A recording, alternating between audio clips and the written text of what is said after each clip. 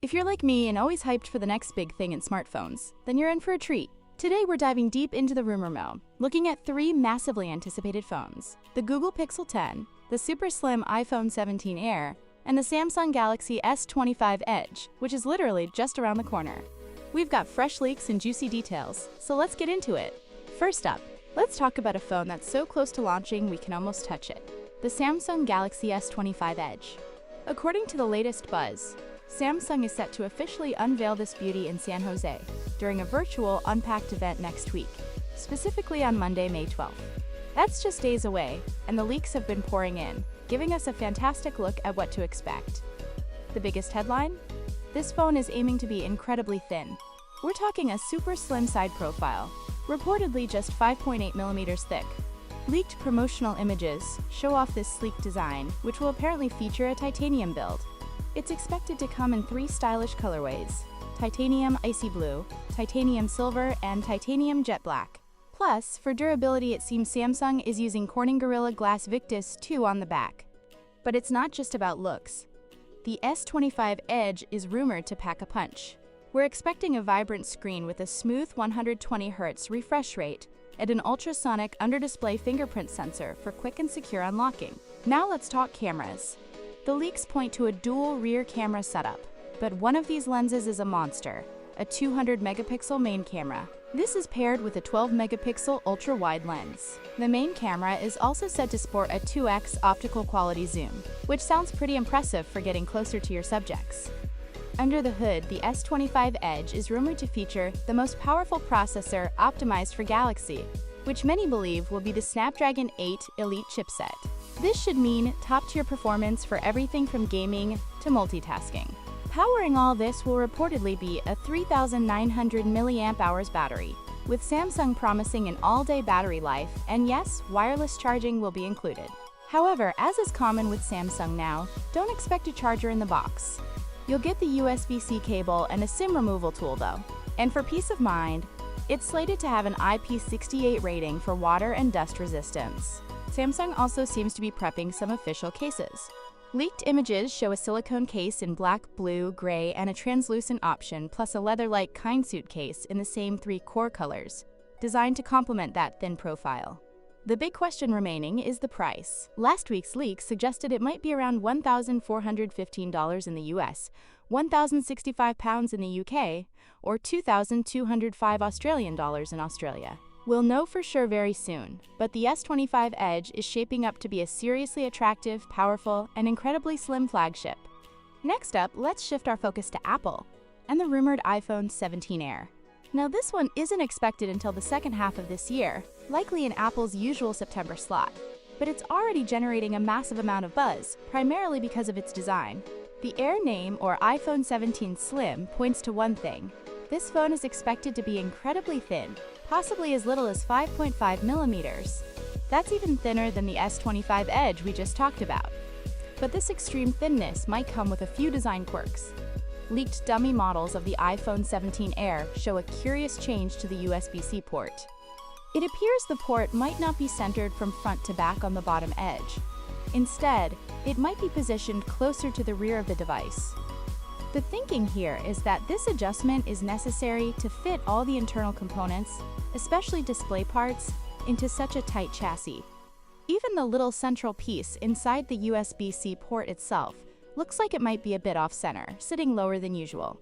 Now, for some, this lack of symmetry might be a bit jarring, but let's be realistic. You'll probably only notice it when you're actually plugging the cable in.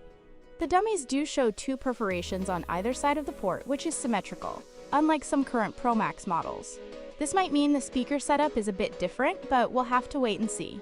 Another interesting tidbit is that the iPhone 17 Air might be the first iPhone sold outside the US to be eSIM only, ditching the physical SIM card tray. Beyond the thinness and the USB-C port, the iPhone 17 Air is also rumored to have a just right 6.6-inch screen, potentially making it easier to use one-handed than the larger Pro Max models.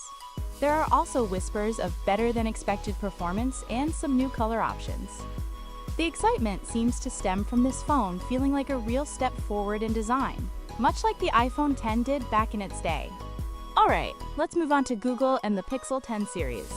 While we're looking at a late 2025 launch, possibly around August, rumors are already painting a pretty detailed picture.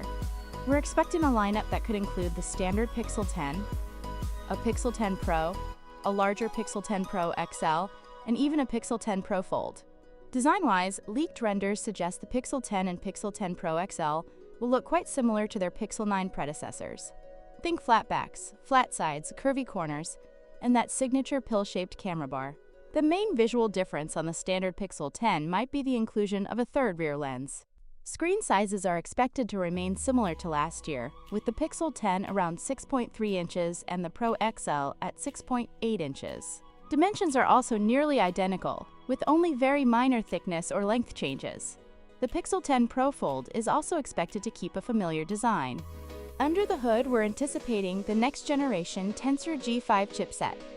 Reports suggest it will bring improved performance and efficiency, but it might not be aiming to beat chips like the Snapdragon 8 Elite in raw benchmark power. Instead, Google will likely continue to focus on AI capabilities. Now, for the cameras, which are always a huge talking point for Pixels, the standard Pixel 10 could get a big upgrade with a new 10.8 megapixels telephoto lens, likely offering 5x optical zoom, joining its main and ultra-wide cameras. However, one leak suggests the main 48 megapixels and 13 megapixels ultra-wide sensors might be the same as those found in the Pixel 9a. The Pixel 10 Pro and Pro XL, on the other hand, might stick with the same camera hardware as their predecessors, a 50MP main, 48 megapixels ultra-wide, and a 48 MP 5x telephoto. The Pixel 10 Pro Fold could see an upgraded 50 megapixels main sensor, with its other lenses remaining similar to the previous Fold. Of course, expect plenty of AI-powered software improvements across the board, with leaks hinting at tools like AI video editing and the ability to tell the AI what changes you want in an image just by speaking. What about prices? Leaks suggest the Pixel 10 might start at $799 and the Pixel 10 Pro at $999, similar to their predecessors. The Pixel 10 Pro XL could see a $100 price increase to around $1,200, while the Pixel 10 Pro Fold might actually cost less than its predecessor, around $1,600. There are still some big unknowns though. We have no concrete news on battery capacities for any of the models. RAM amounts are also mostly a mystery, though the Pixel 10 Pro Fold is expected to have 16 gigabytes again. Perhaps the standard Pixel 10 will get a boost to 16 gigabytes too, given how important RAM is for AI.